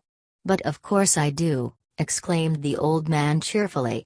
The Germans are being driven out, and we are still here. In a few years you will be gone, too, and we will still be here. You see, Italy is really a very poor and weak country, and that's what makes us so strong. Italian soldiers are not dying anymore. But American and German soldiers are. I call that doing extremely well. Yes, I am quite certain that Italy will survive this war and still be in existence long after your own country has been destroyed. Nately could scarcely believe his ears. He had never heard such shocking blasphemies before, and he wondered with instinctive logic why G-men did not appear to lock the traitorous old man up. America is not going to be destroyed, he shouted passionately. Never? Prodded the old man softly. Well? Nately faltered. The old man laughed indulgently, holding in check a deeper, more explosive delight. His goading remained gentle. Rome was destroyed, Greece was destroyed, Persia was destroyed, Spain was destroyed. All great countries are destroyed. Why not yours? How much longer do you really think your own country will last? Forever? Keep in mind that the Earth itself is destined to be destroyed by the Sun in 25 million years or so. Nately squirmed uncomfortably. Well, forever is a long time, I guess. A million years? Persisted the jeering old man with keen, sadistic zest. 500,000? The frog is almost 500 million years old. Could you really say with much certainty that America, with all its strength and prosperity, with its fighting man that is second to none, and with its standard of living that is the highest in the world, will last as long as the frog? Nately wanted to smash his leering face. He looked about imploringly for help in defending his country's future against the obnoxious calumnies of this sly and sinful assailant. He was disappointed. Yossarian and Dunbar were busy in a far corner pawing orgiastically at 4 or 5 frolicsome girls and 6 bottles of red wine, and Hungry Joe had long since tramped away down one of the mystic hallways, propelling before him like a ravening despot as many of the broadest-hipped young prostitutes as he could contain in his frail windmilling arms and cram into one double bed. Nately felt himself at an embarrassing loss. His own girl sat sprawled out gracelessly on an overstuffed sofa with an expression of otiose boredom. Nately was unnerved by her torpid indifference to him, by the same sleepy and inert poise that he remembered so vividly, so sweetly, and so miserably from the first time she had seen him and ignored him at the packed penny ante blackjack game in the living room of the enlisted men's apartment. Her lax mouth hung open in a perfect O, and God alone knew at what her glazed and smoky eyes were staring in such brute apathy. The old man waited tranquilly, watching him with a discerning smile that was both scornful and sympathetic. A lissom, blonde, sinuous girl with lovely legs and honey-colored skin laid herself out contentedly on the arm of the old man's chair and began molesting his angular, pale, dissolute face languidly and coquettishly. Nately stiffened with resentment and hostility at the sight of such lechery in a man so old. He turned away with a sinking heart and wondered why he simply did not take his own girl and go to bed. This sordid, vulturous, diabolical old man reminded Nately of his father because the two were nothing at all alike. Nately's father was a courtly white-haired gentleman who dressed impeccably. This old man was an uncouth bum. Nately's father was a sober, philosophical and responsible man. This old man was fickle and licentious. Nately's father was discreet and cultured. This old man was a bore. Nately's father believed in honor and knew the answer to everything. This old man believed in nothing and had only questions. Nately's father had a distinguished white mustache. This old man had no mustache at all. Nately's father, and everyone else's father Nately had ever met, was dignified, wise and venerable. This old man was utterly repellent, and Nately plunged back into debate with him, determined to repudiate his vile logic and insinuations with an ambitious vengeance that would capture the attention of the bored, phlegmatic girl he had fallen so intensely in love with and win her admiration forever. "Well, frankly, I don't know how long America is going to last," he proceeded dauntlessly. "I suppose we can't last forever if the world itself is going to be destroyed someday. But I do know that we're going to survive and triumph for a long, long time." "For how long?" mocked the profane old man with a gleam of malicious elation. "Not even as long as the frog?" "Much longer than you or me," Nately blurted out lamely. "Oh, is that all? That won't be very much longer then, considering that you're so gullible and brave and that I am already such an old man." "How old are you?" Nately asked, growing intrigued and charmed with the old man in spite of himself. 107. The old man chuckled heartily at Nately's look of chagrin. "I see you don't believe that either." "I don't believe anything you tell me," Nately replied, with a bashful mitigating smile. "The only thing I do believe is that America is going to win the war." "You put so much stock in winning wars," the grubby iniquitous old man scoffed. "The real trick lies in losing wars, in knowing which wars can be lost. Italy has been losing wars for centuries, and just see how splendidly we've done nonetheless. France wins wars and is in a continual state of crisis. Germany loses and prospers. Look at our own recent history. Italy won a war in Ethiopia and promptly stumbled into serious trouble. Victory gave us such insane delusions of grandeur that we helped start a world war we hadn't a chance of winning. But now that we are losing again, everything has taken a turn for the better, and we will certainly come out on top again if we succeed in being defeated." Nately gaped at him in undisguised befuddlement. "Now I really don't understand what you're saying. You talk like a madman. But I live like a sane one. I was a fascist when Mussolini was on top, and I am an anti-fascist now that he has been deposed. I was fanatically pro-German when the Germans were here to protect us against the Americans, and now that the Americans are here to protect us against the Germans I am fanatically pro-American. I can assure you, my outraged young friend," the old man's knowing, disdainful eyes shone even more effervescently as Nately's stuttering dismay increased, "that you and your country will have a no more loyal partisan in Italy than me, but only as long as you remain in Italy." "But," Nately cried out in disbelief, "you're a turncoat. A time server. A shameful, unscrupulous opportunist." "I am 107 years old," the old man reminded him suavely. "Don't you have any principles?" "Of course not." "No morality?" "Oh, I am a very moral man," the villainous old man assured him with satiric seriousness, stroking the bare hip of a buxom black-haired girl with pretty dimples who had stretched herself out seductively on the other arm of his chair. He grinned at Nately sarcastically as he sat between both naked girls in smug and threadbare splendor, with a sovereign hand on each. "I can't believe it," Nately remarked grudgingly, trying stubbornly not to watch him in relationship to the girls. "I simply can't believe it. But it's perfectly true. When the Germans marched into the city, I danced in the streets like a youthful ballerina and shouted, 'Heil Hitler!' until my lungs were hoarse. I even waved a small Nazi flag that I snatched away from a beautiful little girl while her mother was looking the other way. When the Germans left the city, I rushed out to welcome the Americans with a bottle of excellent brandy and a basket of flowers. The brandy was for myself, Of course, and the flowers were to sprinkle upon our liberators. There was a very stiff and stuffy old major riding in the first car, and I hit him squarely in the eye with a red rose. A marvelous shot. You should have seen him wince. Nately gasped and was on his feet with amazement, the blood draining from his cheeks. "Major de Coverley!" he cried. "Do you know him?" inquired the old man with delight. What a charming coincidence. Nately was too astounded even to hear him. "So you're the one who wounded Major de Coverley!" he exclaimed in horrified indignation. "How could you do such a thing?" The fiendish old man was unperturbed. "How could I resist, you mean? You should have seen the arrogant old boor, sitting there so sternly in that car like the Almighty himself, with his big, rigid head and his foolish, solemn face.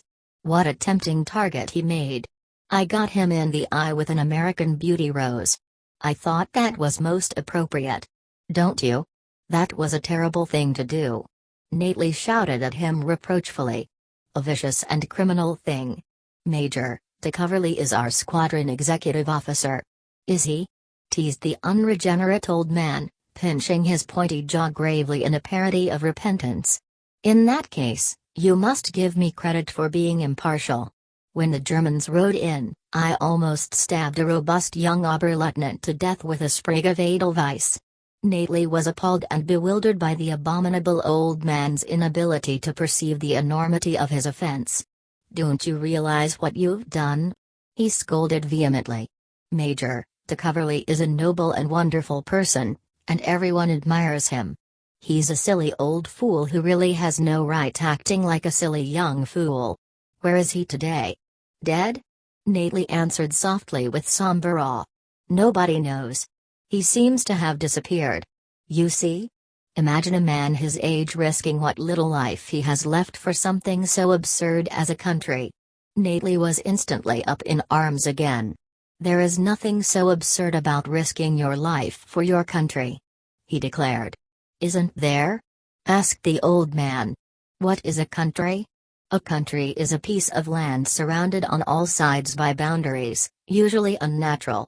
Englishmen are dying for England, Americans are dying for America, Germans are dying for Germany, Russians are dying for Russia.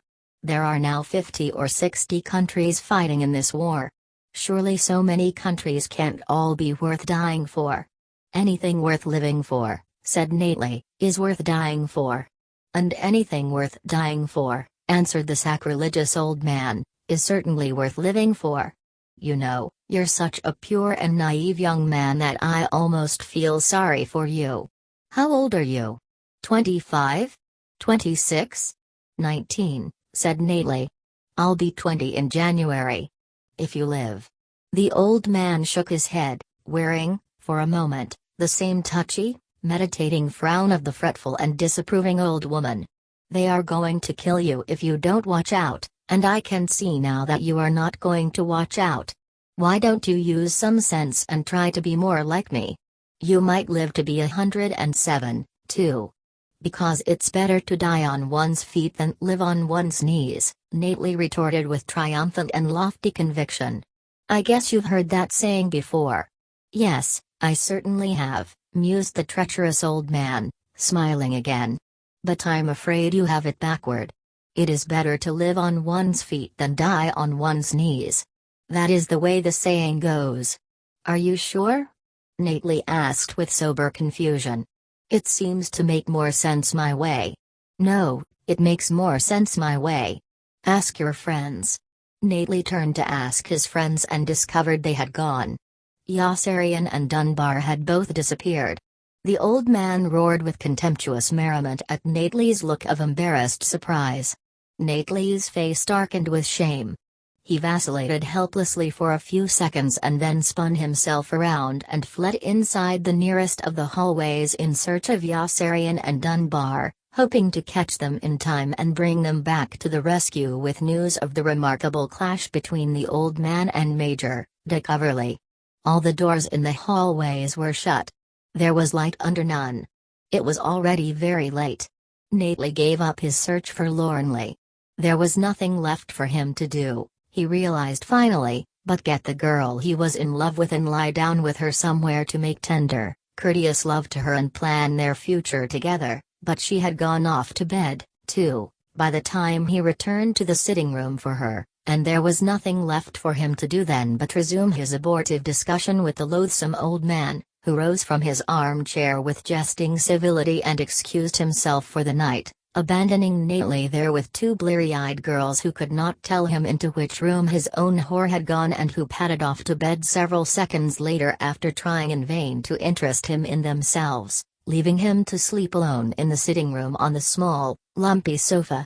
Nately was a sensitive, rich, good-looking boy with dark hair, trusting eyes, and a pain in his neck when he awoke on the sofa early the next morning and wondered dully where he was. His nature was invariably gentle and polite.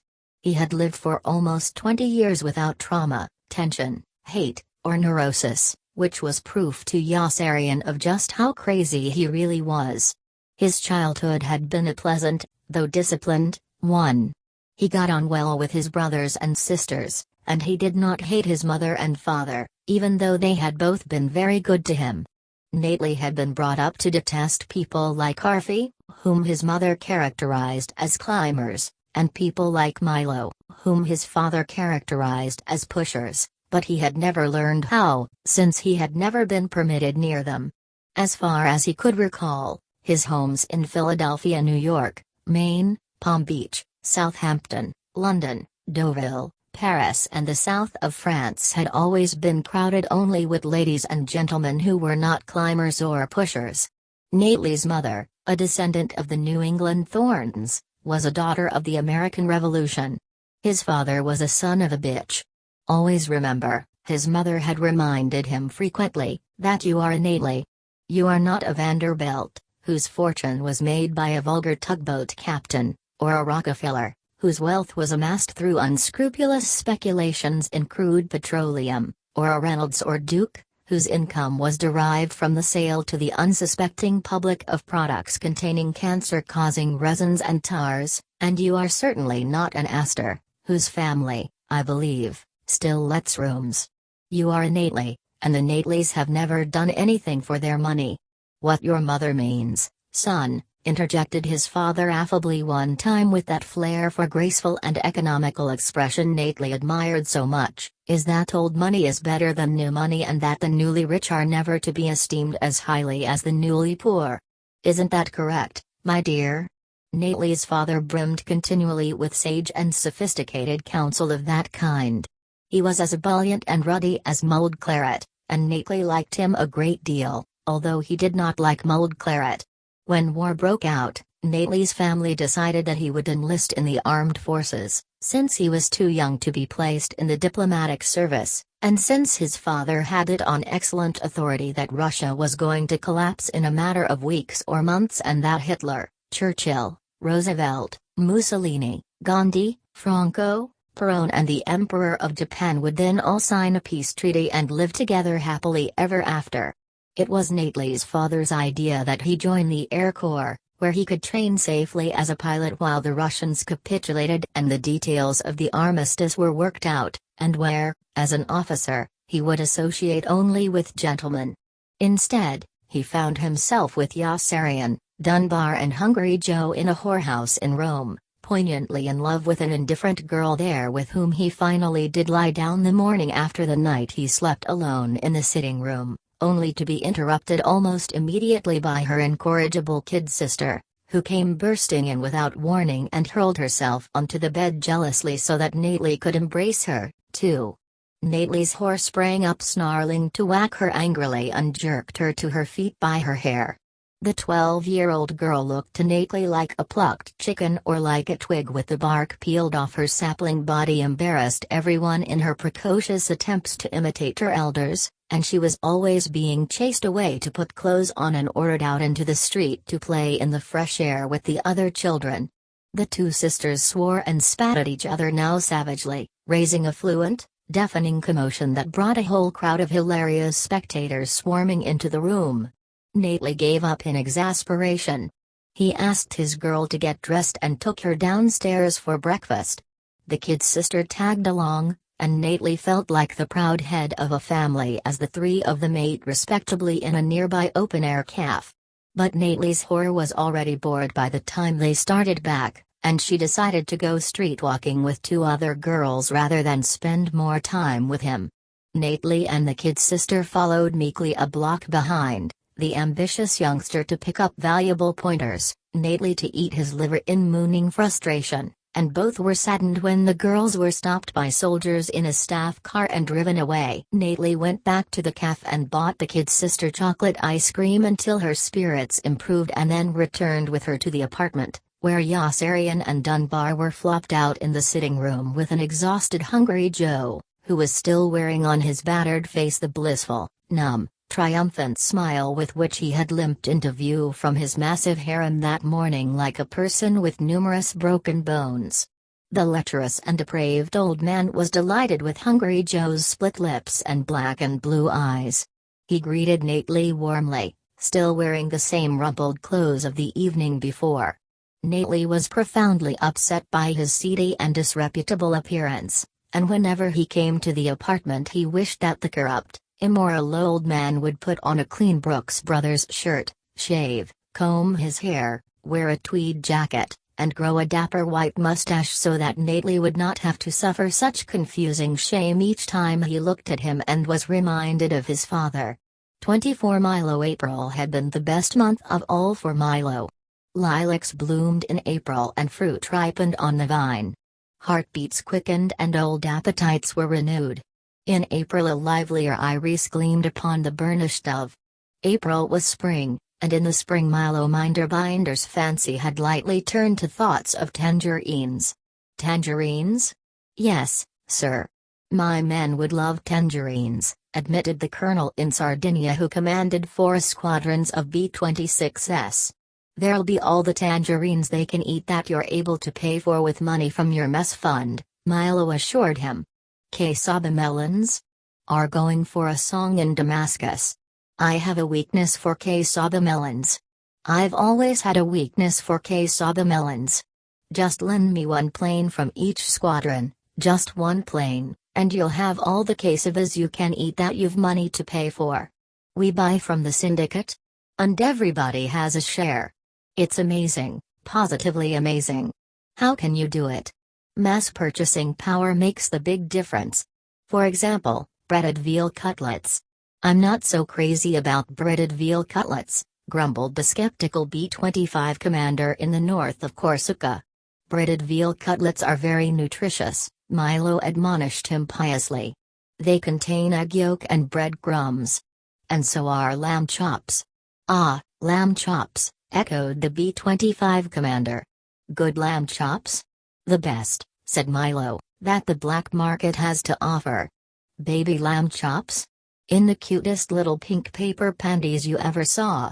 Are going for a song in Portugal. I can't send a plane to Portugal. I haven't the authority. I can, once you lend the plane to me. With a pilot to fly it. And don't forget, you'll get General Dreedle. Will General Dreedle eat in my mess hall again? Like a pig. Once you start feeding him my best white fresh eggs fried in my pure creamery butter. There'll be tangerines too, and quesaba melons, honeydews, filet of Dover sole, baked Alaska, and cockles and mussels. And everybody has a share? That, said Milo, is the most beautiful part of it. I don't like it, growled the uncooperative fighter plane commander, who didn't like Milo either. There's an uncooperative fighter plane commander up north who's got it in for me, Milo complained to General Dreedle. It takes just one person to ruin the whole thing, and then you wouldn't have your fresh eggs fried in my pure creamery butter anymore. General Dreedle had the uncooperative fighter plane commander transferred to the Solomon Islands to dig graves and replaced him with a senile colonel with bursitis and a craving for lychee nuts who introduced Milo to the B-17 general on the mainland with a yearning for Polish sausage. Polish sausage is going for peanuts in Krakow, Milo informed him. Polish sausage, sighed the general nostalgically. You know, I'd give just about anything for a good hunk of Polish sausage. Just about anything. You don't have to give anything. Just give me one plane for each mess hall and a pilot who will do what he's told. And a small down payment on your initial order as a token of good faith. But Krakow is hundreds of miles behind the enemy lines. How will you get to the sausage? There's an international Polish sausage exchange in Geneva. I'll just fly the peanuts into Switzerland and exchange them for Polish sausage at the open market rate. They'll fly the peanuts back to Krakow and I'll fly the Polish sausage back to you. You buy only as much Polish sausage as you want through the syndicate. There'll be tangerines too, with only a little artificial coloring added. And eggs from Malta and scotch from Sicily. You'll be paying the money to yourself when you buy from the syndicate, since you'll own a share, so you'll really be getting everything you buy for nothing. Doesn't that make sense? Sheer genius. How in the world did you ever think of it? My name is Milo Minderbinder. I am 27 years old. Milo Minderbinder's planes flew in from everywhere, the pursuit planes, bombers, and cargo ships streaming into Colonel Cathcart's field with pilots at the controls who would do what they were told. The planes were decorated with flamboyant squadron emblems illustrating such laudable ideals as courage, might, justice, truth, liberty, love, honor and patriotism that were painted out at once by Milo's mechanics with a double coat of flat white and replaced in garish purple with the stenciled name M&M Enterprises, Fine Fruits and Produce. The M&M in M&M Enterprises stood for Milo and Minderbinder, and the N was inserted, Milo revealed candidly, to nullify any impression that the syndicate was a one-man operation. Planes arrived for Milo from airfields in Italy, North Africa, and England, and from air transport command stations in Liberia, Ascension Island, Cairo, and Karachi. Pursuit planes were traded for additional cargo ships or retained for emergency invoice duty and small parcel service. Trucks and tanks were procured from the ground forces and used for short-distance road hauling. Everybody had a share, and men got fat and moved about tamely with toothpicks in their greasy lips. Milo supervised the whole expanding operation by himself. Deep otter-brown lines of preoccupation etched themselves permanently into his careworn face and gave him a harried look of sobriety and mistrust. Everybody but Yossarian thought Milo was a jerk, first for volunteering for the job of mess officer and next for taking it so seriously. Yossarian also thought that Milo was a jerk, but he also knew that Milo was a genius.